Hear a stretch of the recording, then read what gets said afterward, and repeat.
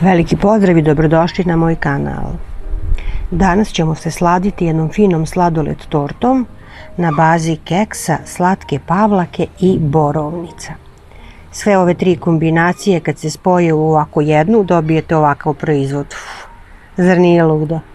Zar nije dobro? Možete ih naravno raditi sa malinama, sa jagodama, šta u tom trenutku imate.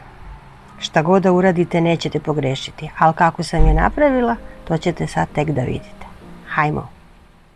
Pošto u ovom receptu nema drugih stvari, nema kora, nema teških filova, znači najjednostavnije prave se dva fila, voćni i fil sa slatkom pavlakom, tako da odmah krećemo sa ovim voćnim. Ja ovdje imam 400 grama smrznutog voća, kombinovala sam pola borovnice, pola šumsko voće. Mogu to da vam budu maline, mogu vam jagode, višnje, šta volite to stavite. U ovu smesu dodajem sada 50 ml šećera, vode, i pošto mi šećer stoji ovdje blizu, i ovdje imam 120 grama šećera.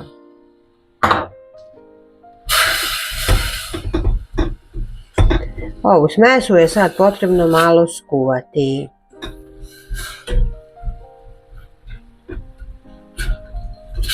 Znači podesite vatru na neku srednju temperaturu, nemojte da bude jaka, da ne zagori, i ovo voće treba da se spoji sa šećerom i sa vodom i da dobije onu finu gustinu, i onda ćemo naknadno dodati još gustin kako bi bila smesa gušća i maziva. Znači sada ćemo kuvati, kao što sam rekla, 4-5 minuta. Ovdje u nastavku imam 40 grama gustina. Znači ja ću ovaj gustin odmah staviti, neću ga rastvarati sa vodom, a vi ako nemate štapni mikser, onda ćete morati da ga rastvorite malo sa vodom, da ne bude u grudvicama. I odmah ću da uključim štapni mikser i ja ću ovu priču da sredim.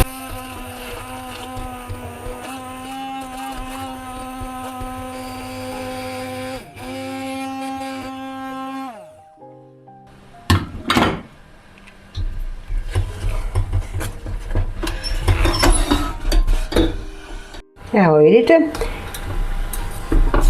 krema ima lepu gustoću. Ako vam se učini da vam je previše gusta, možete uvijek da dodate vode. Ako vam je preretka, možete još pola kašikice, kašiku gustina. Znači vi ćete same da odredite, jer to sve zavisi kakvo vam je voće, da li je smrznuto, da li ne možemo se služiti istim merama ako ne koristimo iste stvari. Tako da ovo sve varira. Evo, ja mislim da je ova moja krema gotova. Ja ću nju sada da isključim. Prekrijem prozirnom folijom i da prohladim. Krećemo dalje.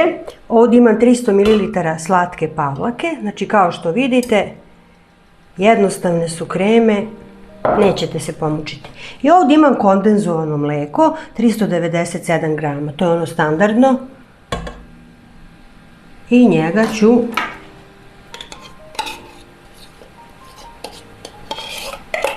da stavim u slatku pavlaku, uključit ću mikser i sve zajedno ću dobro da izmiksam.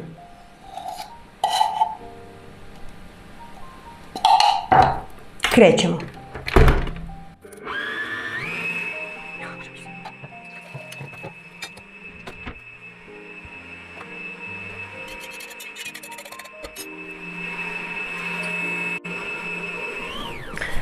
Jedan želatin sam nakvasila sa 2 kašike vode, on je nabubrio, zatim sam ga kratko samo rastopila i sada ću ga ubaciti u ovu ključanu smesu. Znači ako vam je ovo bilo suviše brzo, uvijek imate uputstvo na kesici iza, tako da to nećemo se na to osvrtati.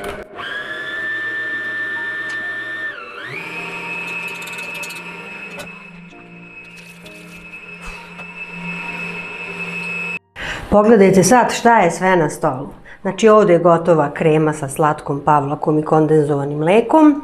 Ovdje je krema od borovnica, ona se već prohladila. Ovdje imam 60 komada keksića, neka to budu neki keksići po vašem izboru. Naravno tu je mlijeko u koji ćemo malo smočiti ove keksiće i ovdje je ovaj obruč 25 x 25 cm. Za ovakve torte, ako nemate obruč, onda bar nabavite onu acetatnu foliju, znači nešto što će vam ići u visini, ili će ići fil, krema, keks. Fil, krema, keks. I drage moje ženice, ako nemate ovako nešto, to će da se ljulja, da pada, pogotovo sad kako su vrućine. A ne želimo to, želimo da nam konač lepo stoji i da to izgleda kako treba. Znači, obavezno nabavite ovakav jedan obruč. Pošto smo savladali gramatiku, krećemo na drugi deo.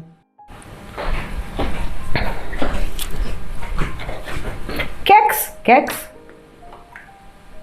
Blago umočite u mlijeko. Ako nemate mlijeko, može da bude to neki sok od nekog voća. Može da bude i čokoladno mlijeko. Sve je ok, sve je prihvatljivo. I ređemo unutar kalupa keks.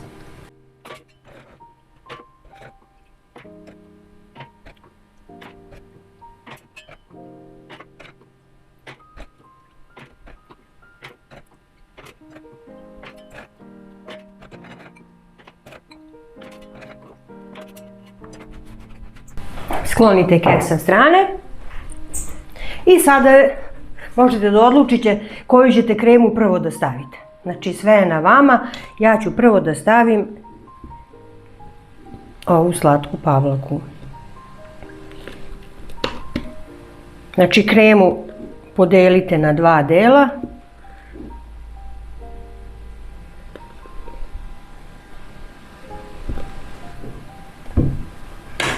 I sa finom jednom lepom ovako špatulicom, to isto možete i da, trebalo bi da imate, ako nemate ok je i s kašikom. Hajde, da ne filozofiram sad puno, da ne idemo u neku priču i kašika je sasvim ok.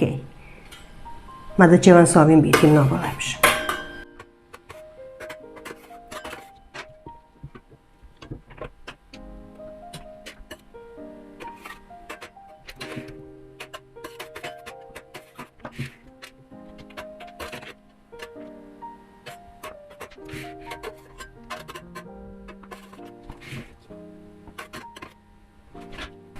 Krećemo drugu kremu, evo to je ovako, također isto i nju podelimo na pola.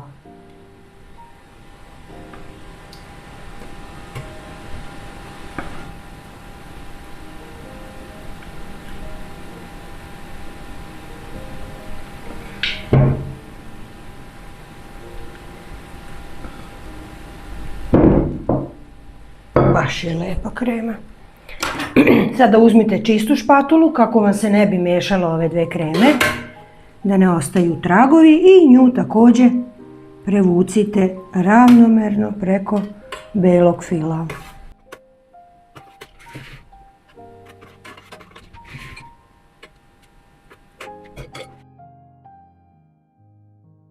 Sada krećemo opet sa keksom, sada ga neću više umakati u mlijeko, zato što već imam ovdje dovoljno tečnosti i ja mislim da će to keks da upije bez problema, tako da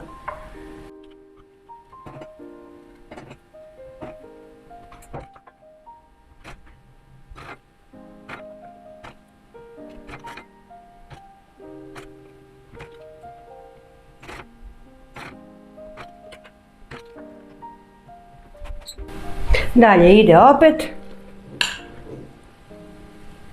bela krema, ostatak bele kreme. Preko bele kreme ide opet žuta, keks i tu se završava.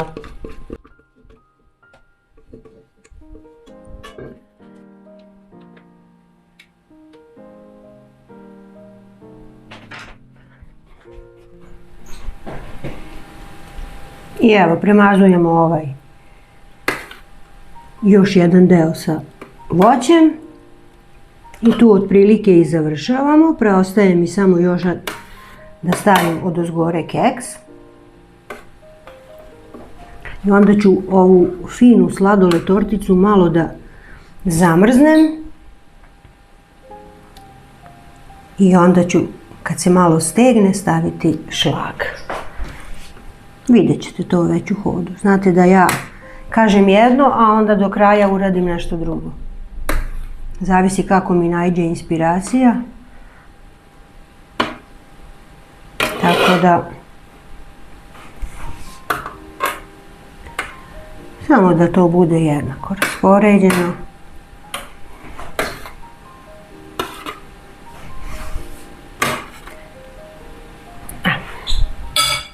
I sada naravno opet keks, završni sloj keksa.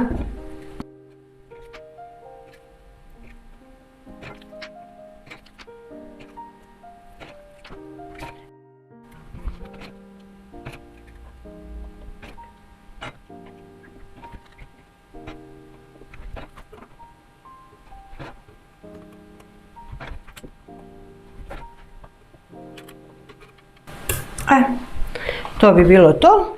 Nosim da se malo stegne jedno sat vremena u frižider, pa ću onda vidjeti da li ću izliti belu čokoladu ili ću završiti sa šlagom. Pitanje je sad.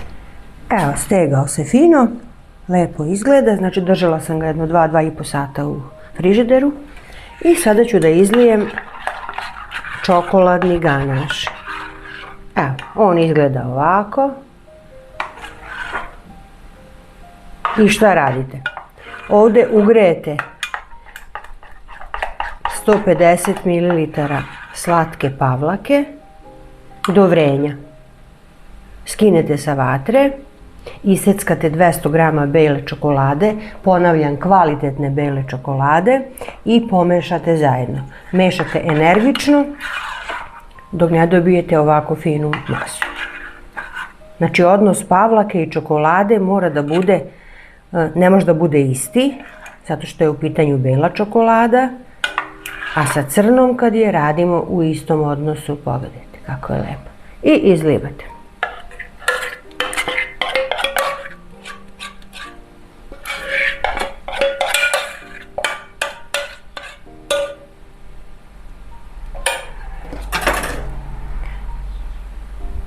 Poravnajte malo brzo, ona se brzo steže.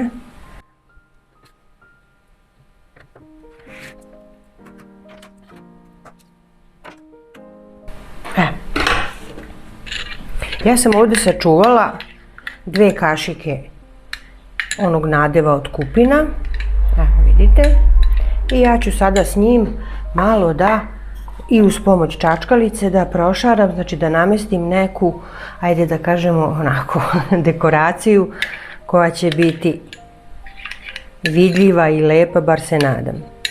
Znači evo ovako, spustit ću svugde po malo. Znači kašikicu spuštate, ne mora to biti nešto sad, Bog zna kako precizno.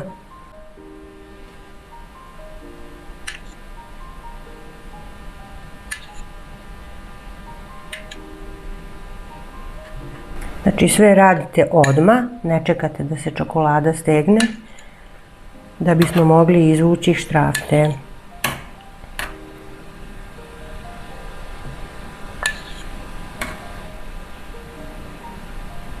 Tu gdje vam treba dodajte još slobodno.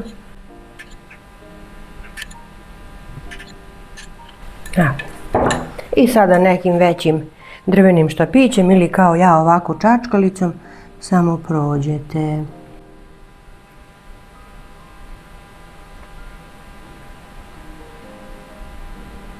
I sad ovako isto sa druge strane.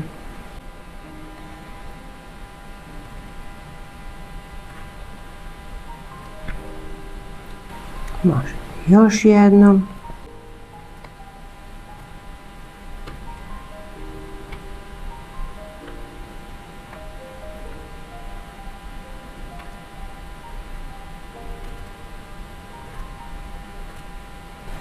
Znači ovo se sad bukvalno vi igrate sa dekoracijom Znači vodoravno, horizontalno, kako god želite, idete sa štapićem i pravite sebi šarice kakve vi želite.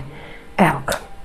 Ja sam napravila i sad ovako komplet ona je gotova i potrebno je, ostavit ću još jedno sat vremena da se u frižideru dobro stegne ova dekoracija i onda idemo odmah na probu i na serviranje.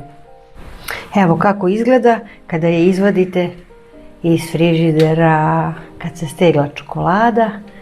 Dekoracije se također lepo stegla. Skinula sam ring i samo sam htjela ovako izbliza da vam pokažem, da vidite kako se to sve lepo sjedinilo i kako ćemo sada moći fino da isečemo i naravno da se proba.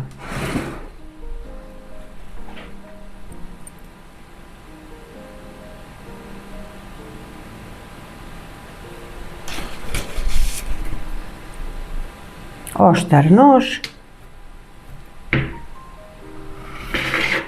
provucite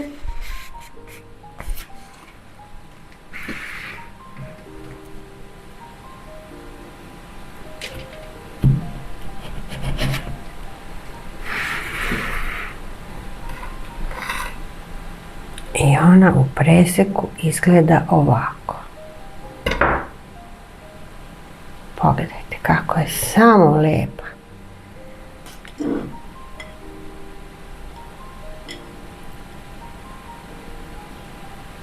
Pravo voćno zadovoljstvo, mada ja mislim po izgledu keksa da bi možda moglo još malo da odstoji. Čisto da bude keks mekši i sam taj prelaz viljuškom preko svih ovih krema i keksa da bude onako jednostavniji i mekši, da vam se ne čini da je tvrdo. Znači ipak, ja ću sad probati za vas pa ću je vratiti nazad još da odstoji, ali vi ipak držite, znači još jedno 4-5 sati ukoliko želite da bude ovako kremasta. Evo pogledajte, wow!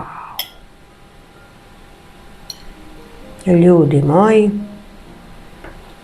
ovo je zaista fantazija.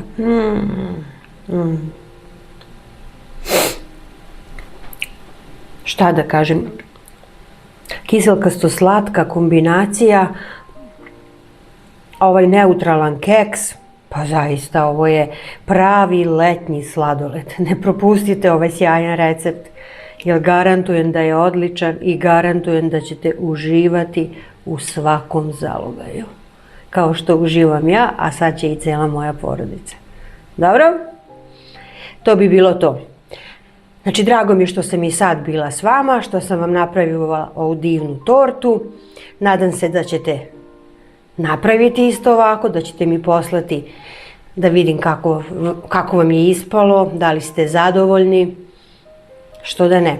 Naravno, već sve znate, šerujte moj kanal, šerujte moje proizvode, pomozite mi da prosledim svoj kanal. Kanal je mlad, nema puno pratioca, tako da bilo bi mi drago da budete uz mene i vi i vaši prijatelji. Do sljedećeg videa, čao!